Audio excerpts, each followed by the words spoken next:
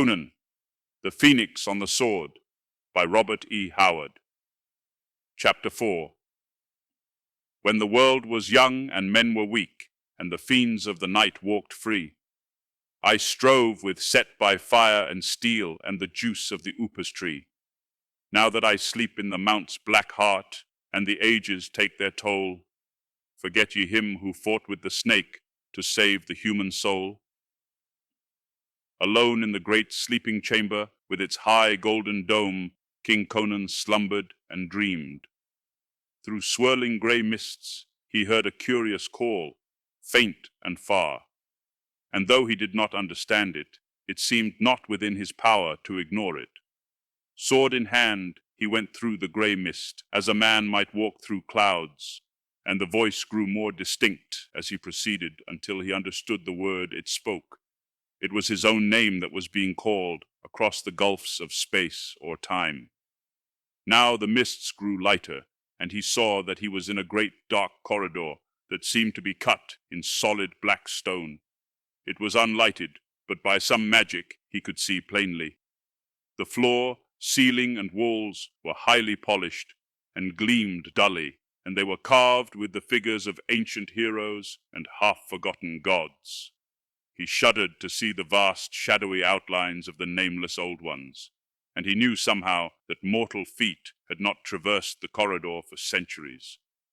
He came upon a wide star carved in the solid rock, and the sides of the shaft were adorned with esoteric symbols so ancient and horrific that King Conan's skin crawled.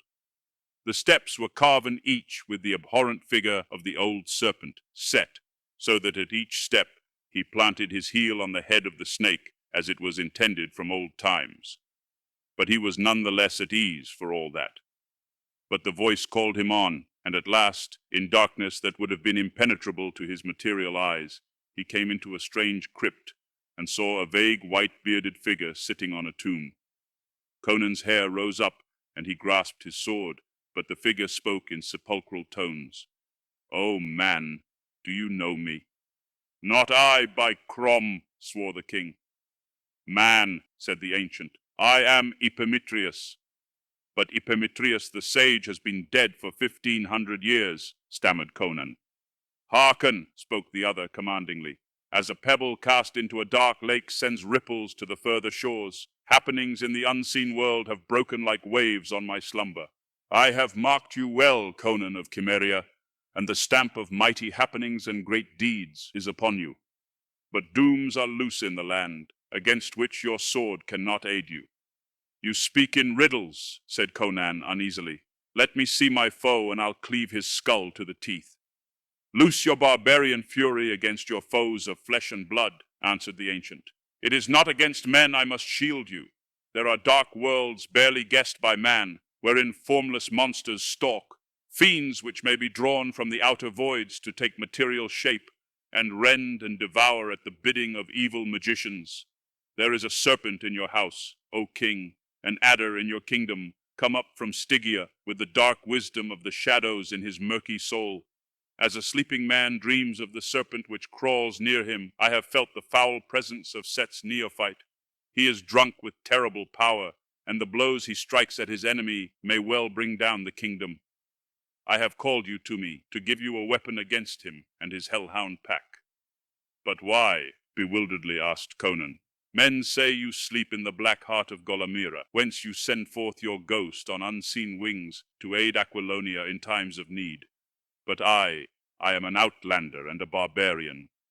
"Peace!" the ghostly tones reverberated through the great shadowy cavern. "Your destiny is one with Aquilonia. Gigantic happenings are forming in the web and the womb of fate, and a blood-mad sorcerer shall not stand in the path of imperial destiny. Ages ago, Set coiled about the world like a python about its prey. All my life, which was as the lives of 3 common men, I fought him. I drove him into the shadows of the mysterious south, but in dark Stygia men still worship him who to us is the archdemon. As I fought Set, I fight his worshippers, and his votaries, and his acolytes. Hold out your sword." Wondering, Conan did so, and on the great blade, close to the heavy silver guard, The ancient traced with a bony finger a strange symbol that glowed like white fire in the shadows. And on the instant, crypt, tomb, and ancient vanished. And Conan, bewildered, sprang from his couch in the great golden domed chamber.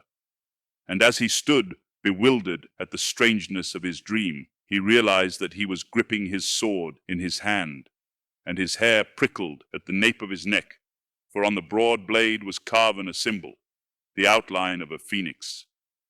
And he remembered that on the tomb in the crypt he had seen what he had thought to be a similar figure, carven of stone.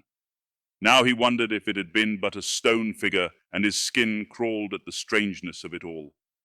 Then as he stood, a stealthy sound in the corridor outside brought him to life, and without stopping to investigate, he began to don his armor.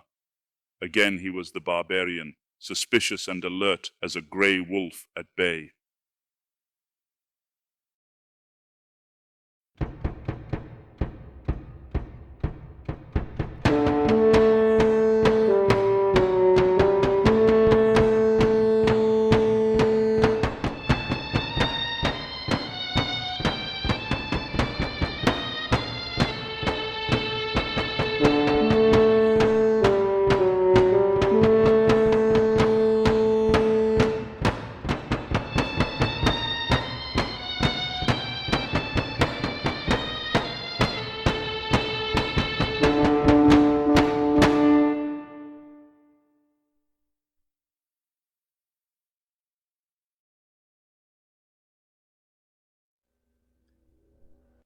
Masters, mistresses, the Doctor requires materials in order to maintain the TARDIS and ensure continued functionality. He similarly requires carbon-based comestibles to sustain his own biological functions and existence.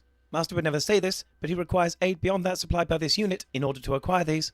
To aid the Doctor in his various tasks and creations, this can be most effectively achieved via Patreon or Substack subscriptions, or through donations directly to PayPal. Or if you desire physical goods in return for your contributions, written accounts of my travels with the Doctor are also available on Amazon. Links are in the description below. Thank you, masters, mistresses.